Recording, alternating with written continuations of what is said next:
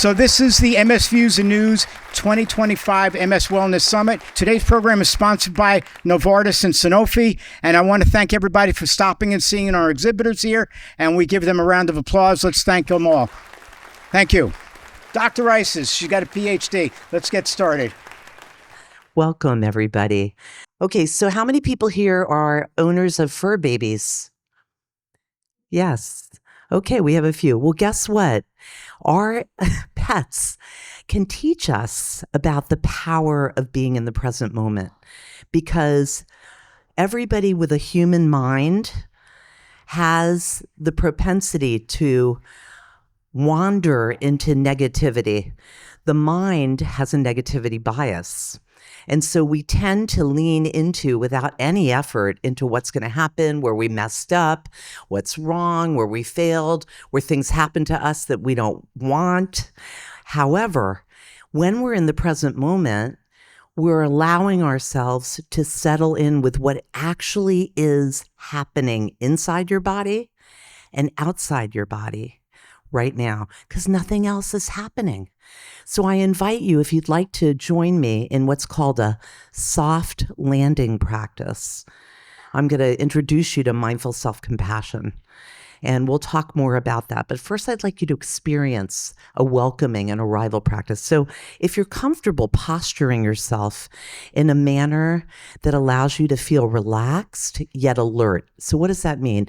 If we put both feet flat on the floor, what do you notice when you have both feet on the floor? Do you feel grounded? Yeah, it's a great strategy. I'm going to give you a bunch of resources like this that you can integrate into your life. Because if it clicks when I say soles of the feet and you feel that and you're, oh yeah, this feels right to me, your heart will tell you, then this is something you could easily incorporate in your life. Because when we start feeling anxious and we start thinking, what if this happens? What if that? Oh no, I messed up. And all the things we do to ourselves. When we put our feet flat on the floor, it reminds us that we're here in one piece. It reminds us that we can take a stand. So just notice that. And your hands can be anywhere. You can put your hands on your heart. In fact, if you'd like, try. Put one or two hands on your heart right now. And notice what you notice. Some people feel warmth. Some people feel your heartbeat. This is called supportive touch. When you place your hand here, which we often do unconsciously, when you have a heartfelt experience like, OMG, you know what just happened? We do this without noticing we're doing it.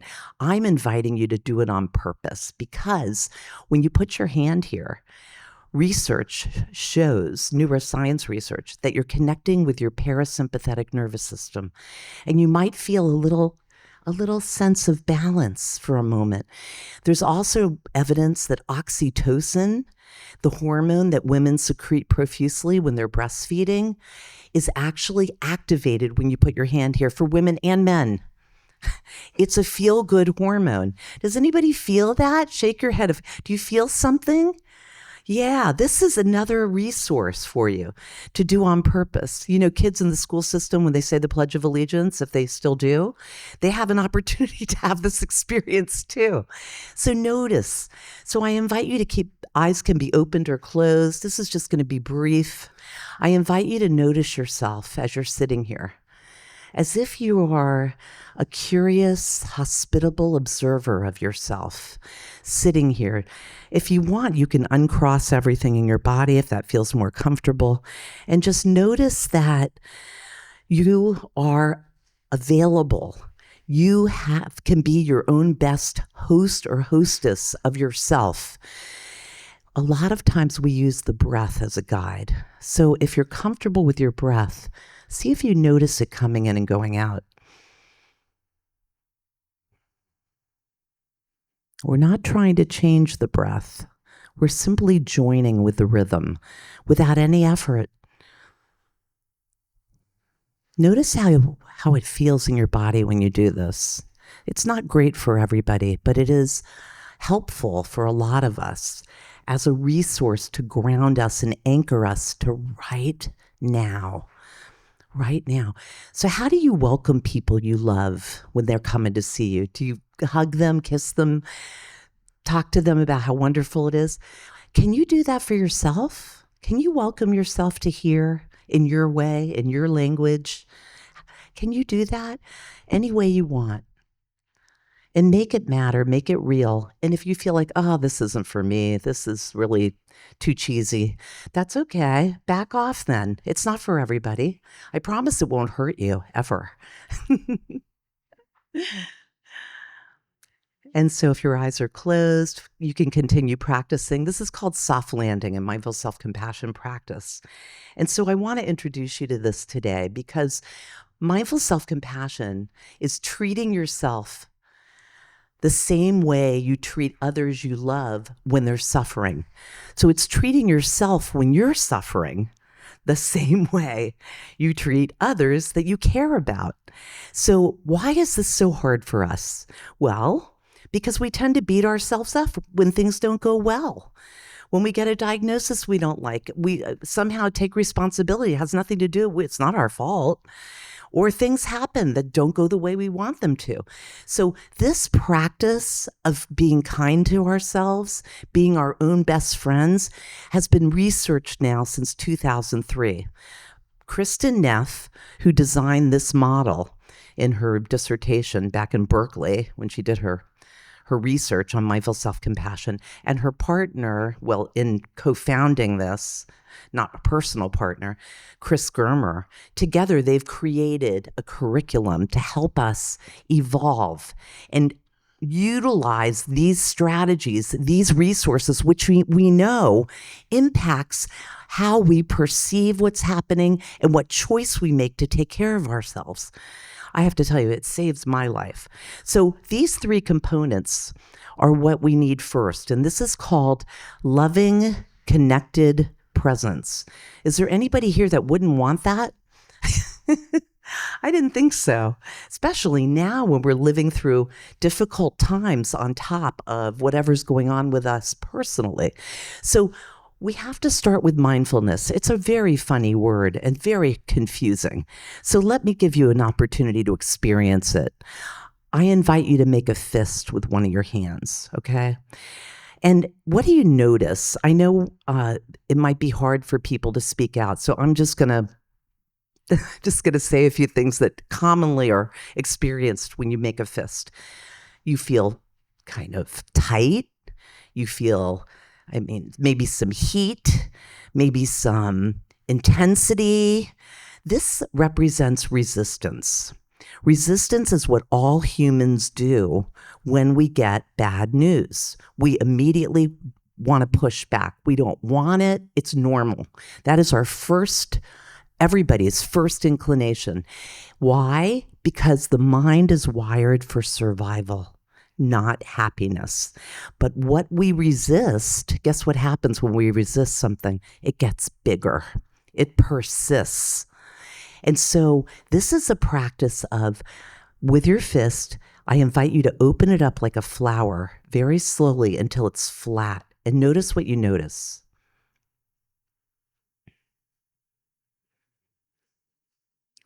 I've heard people say, I feel free, I feel looser, I feel open, I feel vulnerable, I feel scared. This is mindfulness. This is opening and allowing everything that we're aware of in the present moment without judgment. That's the kicker. Inside our body and outside our body. So maybe I notice my feet hurt, but then my head, my shoulders are relaxed, and we can utilize awareness any way we like. The important thing here is that you make it your own. I'm going to throw out all sorts of resources today in a very short time. And if something clicks with your heart, it's for you. So you have to know if you're having a hard time first. Very often, 99% of what we suffer over is unconscious. We're so used to it. The rumination at 3 o'clock in the morning. We're all in this together. So mindfulness, we have to be aware, hey, I'm having a hard time. So if you place your hand on your heart, if you don't mind, This is a gesture for self-kindness. This is a gesture for, wow, I know I'm not alone. I'm having a really hard time today. I'm not feeling well, whatever it is. Self-kindness means encouragement. It means hospitality toward ourselves in whatever way you do that for anyone else that you love. How could that hurt? So that's the second component. The third component is a sense of common humanity. We're all in this together. Anything that you're suffering over at any moment, a billion other people are suffering over. It might be slightly varied, but within the same context because we're all connected. And what often happens to us when we're suffering, we feel shame. I think I'm the only one that must be this way. Everybody else looks so happy but me. And we believe all our thoughts, like that first slide. We believe everything we think and then we act on it. So with these three components, we cultivate loving, the kindness, connected, common humanity, presence, mindfulness. So that's tender self-compassion. The other part of self-compassion is fierce, mama bear self-compassion. That's when we're going to take action for ourselves, skillful action. Once I know, hey, the mindfulness question, what's my experience right now in my body and in my life? What is it? Once I know it, and then I realize, wow, I'm really having a hard time, then I can make a skillful choice. What do I need right now? That's the self-compassion question. So the fierce piece is motivating, protecting, and gathering information that makes our lives more enhanced, our spirit more enhanced.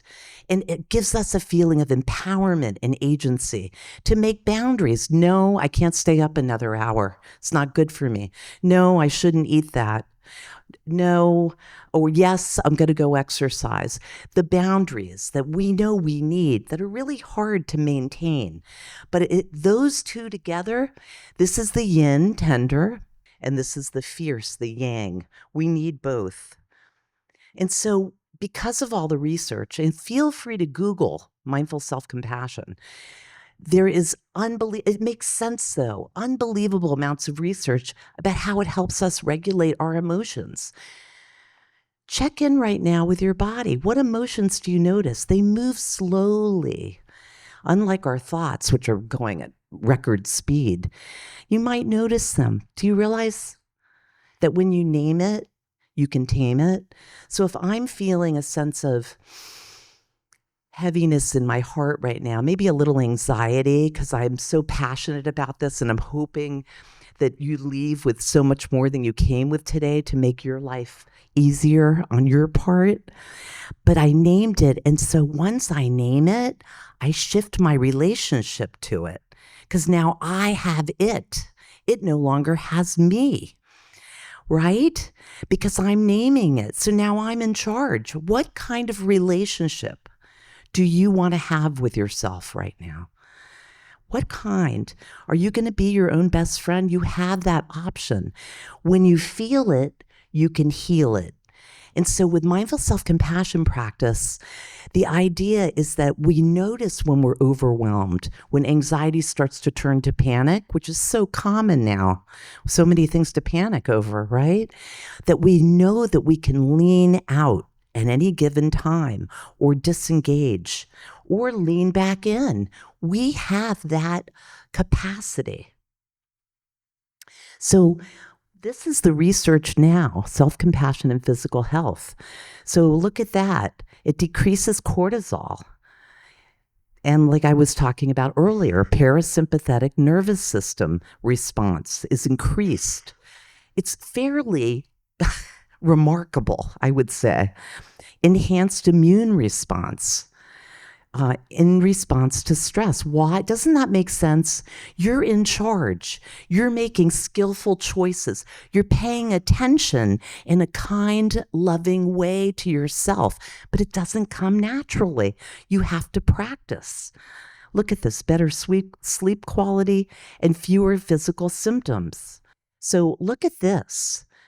Reductions in for mental well-being, stress, depression, anxiety, shame, and suicidal ideation. I actually am a certified mindful self-compassion teacher. I trained with Chris Germer and Kristen Neff back in 2016, and I've been teaching it ever since. In fact, I have a class going on in April on Zoom. It's all, if you're interested, there's a flyer on the table. Similarly, I also am certified to teach this brand new curriculum developed by Chris Germer and his team using mindful self-compassion for shame. Because shame is a very innocent emotion. But a lot of us, I live with a diagnosis too that's life-threatening. And I'm on this miracle drug. I just, won the lottery. You wouldn't know from looking at me. And yet I have some shame around it that I'm aware of, because what did I do to deserve this? That thought. No one here has ever had that, right? I'm the only one? Yeah? Oh, okay. I don't think so. Well, so what I'm trying to say is things like shame that hurt us, we isolate more when we feel ashamed. We don't want anyone to find out. Oh no. And this is so human. So that idea of recognizing, because I'm paying kind, curious attention. So cultivating that does take a bit of practice. It takes a little bit of effort because we're turning our attention from what did I do to deserve this to how am I doing right now? Hey, we got this. It's okay. Of course you feel this way. Anybody would in your shoes. So many other people feel that way. So you can see these increases in life satisfaction, happiness, optimism, hope, and gratitude. Absolutely. I'm so grateful I get to stand here with you all. So if you're interested in that, please, let me know. What I wanted to also share was since I have time, 5 minutes. Okay. This is my contact information, and that's my website, my office phone number, if you'd like to get in touch. And also, I'd like to let you know that I am an art therapist since 1980. My PhD is in the expressive therapies, art, music, dance, drama, psychodrama, and poetry. But my specialty is art. Really creativity. So I wrote this book in 2016. Is anyone here a doodler? Because this is something else I wanted to add. Okay, so I want to let only one person doodles in this whole room? Oh, there's 2 people. Really? Do you know what doodling is? That's when you just make marks on paper. Yeah, he's doodling right now. There you go. I just want to let you know. So this book is about accessing the invisible, like our breath, like our feelings. So when you doodle, it's not about what it looks like. It's about making the invisible visible. Because a lot of our issues come from that we can't see what's going on with us. And we're not used to looking inside for the answers. So this is an opportunity. There's 75 exercises here in relating to our life experience in a new way, because we create the form for it. We give it life. We're in charge of it. So Kristen Neff developed the Mindful Self-Compassion Break among so many other resources. So when you're suffering the next time, and you're going to get lots of opportunities to practice because we create a lot of suffering for ourselves. You might tend to notice when you start to pay attention. It's quite fascinating. So when something comes up and you start to get irritated or whatever it is, anxious, depressed, whatever, you start to feel uncomfortable in yourself, whether it's physical or it's mental, financial, whatever level, right, of health we're talking about, you have an opportunity to practice supportive touch. There's places like where your hands are now, that's where you usually have them. If they're like this, if they're holding each other, that's where you normally put your hands, but you don't pay attention, so you don't recognize it. So you practice supportive touch in a spot that helps you feel connected to yourself in a loving way. And then you say to yourself, in your own version, this is hard. I'm having a tough time. I'm aware of that. I like the heart. This is my spot. And then I walk around like this, and I drive with one hand here often. Certainly in Miami, helps a lot. You know everybody's suffering with you. You can see, even if they're on their phone, you know. So you do this, and then you say to yourself something that you would tell your best friend, your partner, your child, your fur baby. Hey, I get it. It's okay. Of course you're suffering. You're in gridlock. Look, everybody is. It's okay. Everything is impermanent. Whatever comes from you. You're not, this is the last thing I'm going to say for questions. This is very important. You're not trying to get rid of the suffering. Believe it or not. Of course you want to, but that's not the intention. What you're doing is you're shifting your relationship to the suffering. So now you have it. And you have the free will to decide, how do I want to relate to you? Maybe I don't want to talk to you right now. You stay over there and I'll be over here. But we make our choices at any given moment. So let's take a breath together, if you like. So go ahead and breathe in. And maybe put into your breath whatever you consider loving kindness and compassion. What do you associate with that? Is there a color or a texture? Maybe it's soft and warm. Maybe it's just nutritional, your version. And then when you exhale, you can either keep it for yourself or send it out wherever you like. And this is a practice that you could do anytime. I do it all the time. Zoom rooms, you can do it. When you're in conflict, great time to do it. And again, this is about balance, balancing ourselves. It's not perfect because we're not. And I just want to leave you with a poem before we open up questions. It's called Compassion by Miller Williams. It goes like this. Have compassion for everyone you meet, even if they don't want it. What evolves as